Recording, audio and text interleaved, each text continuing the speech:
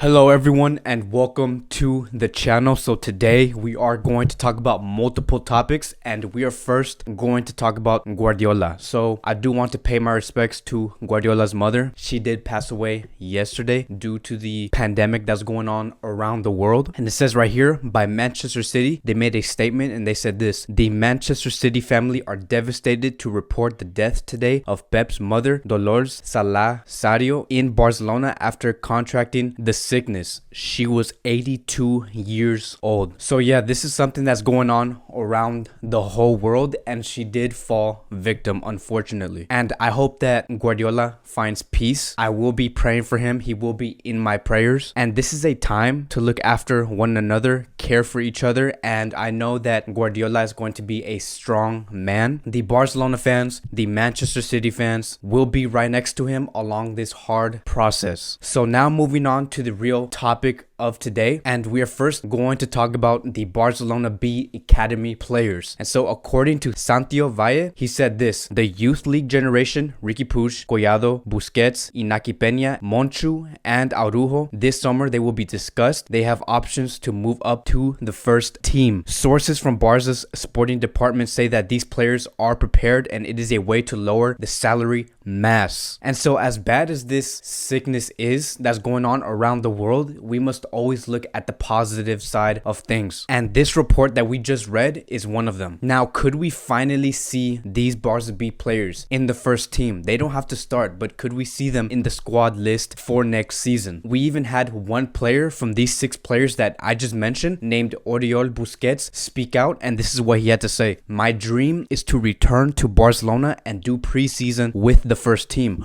or whatever I have to do, and demonstrate that I can go back. My desire is to stay with the first team. And he did speak to Ser Catalunya. And so over the past few seasons, we have seen these players come in and come out. We have seen them take part of the first team and then go back to the B team. So we have seen these players struggle a lot. But there are 3 players that I really want to point out from these 6 that I believe have the biggest potential and I believe could make the biggest impact in the first team squad. And the 3 is Collado, Riqui Puig, and Araujo. These 3 players that I just mentioned have the biggest potential to be somebody next season. And I do want to take a look at who they will compete against next season, because it's not like we can just bring these B players into the first team and then have them start. We do have to see who they will be up against in order to fight for that spot in the starting 11. And the first one that we are going to talk about is Collado. So Collado is a 20-year-old right winger. He is one of the players that's going to find it very hard to start in the first team, mainly because he is a right winger. And right now at the moment, Barcelona has Messi playing on that position. Then they have Dembele and then Trincao. So Collado does have a tough mountain to climb. And even though he's one of the best players out of the 6 players that we mentioned in that first report, it's still going to be very hard for him to start in that team. So who knows how that's going to turn out. Now moving on to Riqui Puig. He is a 20-year-old central midfielder, and Riqui Puig is a quality player. We have seen him play the most out of all of these 6 players. He loves to create behind the attackers, and the competition for him is not as bad as Collado, but it is still very competitive. He will find himself competing against Arthur Melo, De Jong, and whoever that third player is. We don't know who Barcelona is scouting at the moment, but the only clue that we have on who Riqui Puig could be competing against is a player who's going to be very physical, someone who can do the dirty work, someone who has a player profile of Vidal or Thomas, players in that category. And Riqui Puig, we know this, Riqui Puig is a player who is the complete opposite of that. So it's going to be very tough for Riqui Puig to find himself in the starting 11 next season. But then again, he has the highest chance to start in that team out of the 6 players that we are talking about. So we have Collado, Riqui Puig, and the last player that I do want to talk about is Araujo. He is a 21-year-old center back and he has all the capabilities to start. And out of the 3 players that I'm mentioning right now, he has the easiest competition. And that's mainly because our defensive line, our defensive options, we do lack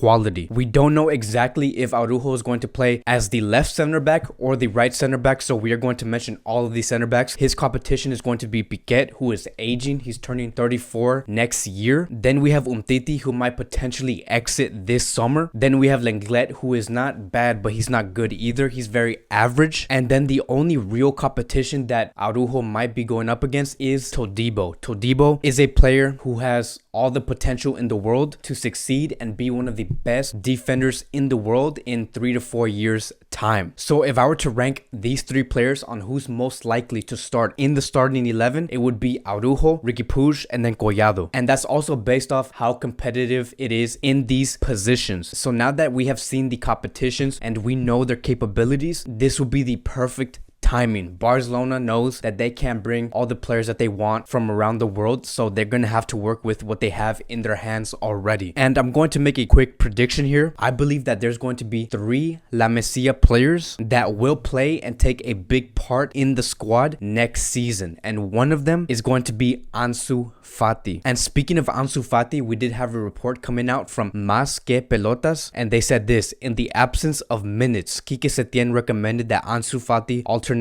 to Barca B, but the directors told him that he has already considered a first team player. And so what do you guys think about that? Do you guys think that Ansu Fati should go to the B team? And you guys know my opinion on this whole Ansu Fati going to the B team. He has already experienced first team football, and Barcelona should continue to try and develop him the exact same way we have been doing over the past 4 to 5 months. And if not, if Barcelona says we have other players we have to worry about, Ansu Fati could come in later, then I suggest Ansu Fati to go to either Borussia Dortmund or what you guys suggest, Ajax. So we have a lot of youth players to deal with. It's a lot to think about, but it's a very good problem to have. And so that's my question to you guys. Who do you see breaking into the first team next season? I did mention 3 players, which is Collado, Araujo, and Riqui Puig. And then I gave you guys an extra one, which is Ansu Fati. Let me know, who do you guys think will break into that first team? Now moving on to the next topic of the day, and we are going to talk about Todibo. According to GGFN, the likelihood of Schalke signing Barcelona defender Todibo has decreased due to the ongoing COVID-19 pandemic and the economic state of football. And so just when you thought that this whole global health issue brought football down, we finally get to see even more great news coming from FC Barcelona, and we might actually finally see Todibo come back to the club. Because over the past few months, I have been very worried that Barcelona might just forget about Todibo and let Todibo play at that German club, which I thought was a horrible decision. But now seeing Schalke's economic state of football and seeing how this health issue that's going on around the world is affecting other clubs, Todibo will be dodging the bullet and he will be coming back to FC Barcelona. We can even see here, it has been confirmed by the sporting director of that club named Jochen. He said this: signing Todibo permanently? No, you don't have to be a prophet to say that the likelihood has decreased as a result of the current crisis. It's also important to take Barcelona's plans into account. So he's basically admitting that they are in a very tough spot where they can say, hey, yes, we can afford a player like Todibo. They can't do that at the moment, so there is a 80 to 90% chance that Todibo might come back to FC Barcelona, and that's very, very exciting. And this loan move that we did give Todibo wasn't a complete mess, because when Todibo was playing at Germany, he was playing very well. He did gain a lot of experience. He played a lot of minutes. That's something that he could not get at FC Barcelona. So him going to this club really did help him, and it really did prove and show to Barcelona that he is ready, that he has what it takes to take over either Lenglet's position or Piquet's position. And the club is waiting. The fans, the board, they are waiting for Todibo's arrival. They want him to show up. Barcelona is in a great need to reset their defense, and the first step to do that is to bring back Todibo to FC Barcelona. And so this is great news. It makes me very excited on what's to come in the future. I would love to see a Todibo and Araujo center back partnership, so we're gonna have to see how that plays out next season. So now we are going to talk about Neymar Jr. So according to Más Que Pelotas, Neymar's environment affirms the intentions to return to Barcelona, but to this day, there has been no contact with Barcelona, and the Catalan club has not sent any negotiations. And so yeah, that's true. So far, over the past 9 to 10 months, there hasn't been any negotiations going on between Barcelona and PSG. The only negotiations that we have been seeing, right, like these talks, is Neymar and the Barcelona players. Those are the only talks that's happening currently between Neymar and Barcelona. And we know that because Neymar is very close with Messi and Suarez, they still do keep in contact, and he's just that type of player that's not afraid to talk about what he wants to do, and he doesn't care who he talks to. Every report that I read and that I mention in this channel is not 100% true. It's just something that we should consider or expect to hear more of when we do get closer into the summer. And there's this other report coming out that says Neymar's installments, coming from Sport. PSG for the first time would accept a fractional payment for Neymar's transfer. PSG starts to open the door for Neymar's exit to Barca, but not to Mbappe to Madrid. So for example, like this report here is not going to be true. PSG will never accept installments. PSG is known for heavy business, and this is the exact report that we heard back in the summer of 2019. It's like they're recycling every report that they have put and announced in the summer of 2019 into the summer of 2020. And it's always going to come down to two ways if Barcelona do want to bring Neymar back from PSG. And the first way is going to be either you give a player to PSG plus pay the remaining amount in cash, or just pay it all outright with full-on cash. Those are the only two ways Neymar could come to FC Barcelona. There's no installments. None of that is going to happen. There's no financing offers. It's either player and cash or fully cash. Now, I do want to cross out some rumors. There was a few reports that came out yesterday that I really do want to cross out. So according to Sport, Willian to Barca, it's now or never. There have been a lot of rumors around Willian and FC Barcelona. The Chelsea winger have frequently been linked, although in the past economic problems have stopped the Catalans